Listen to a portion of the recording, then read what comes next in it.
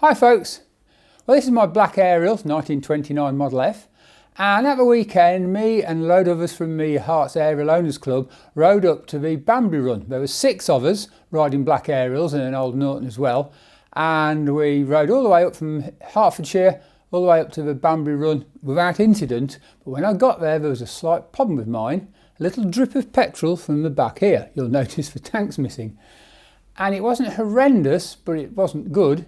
In fact, we timed it. It was a small drop about every 10 seconds. Made the decision to complete the run, or to do the run, see how it went. Did half of it, got to the pub where we always stop and thought, nah, time to go home. So I set off home, got back okay, but it's time to investigate. And I've had a good look actually. The tank's off, I've cleaned it up, and what I found is not good. And it leads me to discuss the options, or to think about the options, how I'm going to fix this. Anyway, I'll show you. Tank's over there on the bench. So there's the tank. I've had the cap off and the tap off for a few days now. Keep blowing it through every now and again to get rid of the petrol fumes. But I'll just turn it over and show you where the issue lies. And at the back here, where the tap goes, see if you can spot the slight issue. Oh dear.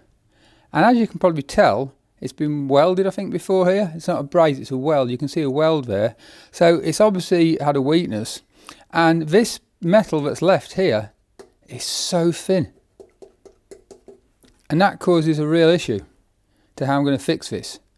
There are solutions, and I'll go through now what the possibilities are.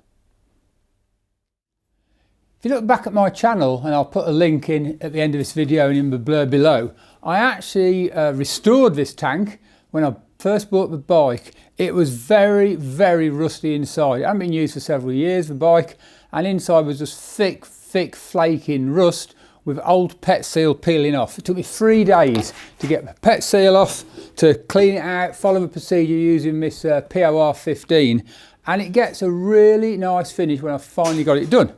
And you'll see sort of a grey colour there. That's the POR 15, which sealed it up nice. Trouble was, I didn't know at the time, and I discovered at Banbury, or afterwards shall I say, that this area here had an araldite type repair. It was filled with some kind of araldite over the metal, and that's what failed. It looked like araldite. I hadn't noticed it, and that's what it was.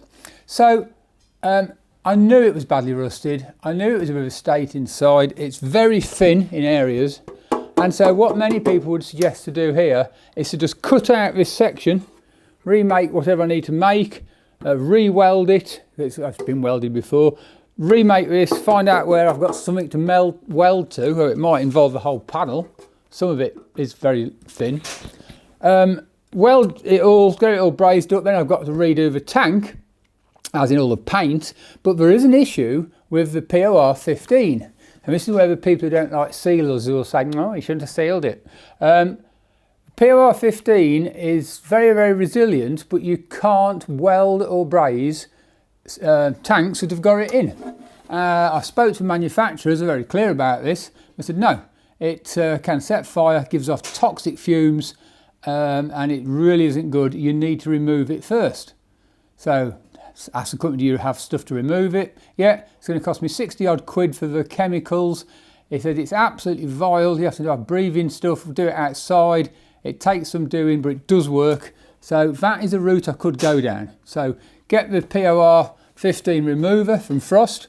I have to bodge up the tank there temporarily to put the remover in to stop it leaking out. Do all that, get it done properly, and many of you out there will be the absolute sort of the purists and the perfectionists. That's the only way to cure this. Yeah, I agree to a certain extent. But that will involve buying the POR 15 remover, doing all the work, and once it's finished, because so much of it is such a mess, it's not just that side, it's this side, I'll have to reseal the thing with more POR 15. That took me 3 days last time, following their instructions. It's another big job. It cost me 100 quid in stuff last time. Not much fun. Repaint over tank. I'm not sure if that's a good solution. That's one. Two solutions. Number 2 solution is, well, it is have araldite on. Are there any better products these days just to seal this up? It'll fit onto cleaner metal, look, put some stuff on. And there is one, again, it's made by POR patch. And a lot of people have used that with success. People on the Ariel forum said, yeah, it does work really well. It probably lasts for, God knows, 10, 20 years. In fact, it'll probably last longer than these other weak bits of a tank. It's longer than that. So that is a possibility. And that's going to cost me what? A tube of POR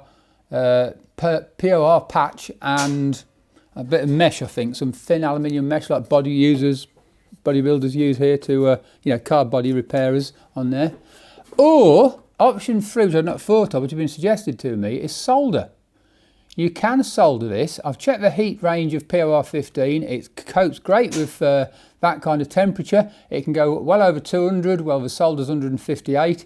It doesn't like doing it for long, but it can cope with 158 plus. No, 158 plus, that's the soldering. It can cope with 200 odd Celsius for up to 72 hours for breaking down, so that's perfect. So I could actually solder this. There's not a lot to solder to because of the big holes there. So which method do I use? Do I try and solder it or solder a patch on? Do I glue it up and just think, oh well, somebody else can deal with this in 10, 20 years and I'm totally gone? Or do it properly? It's a decision, isn't it?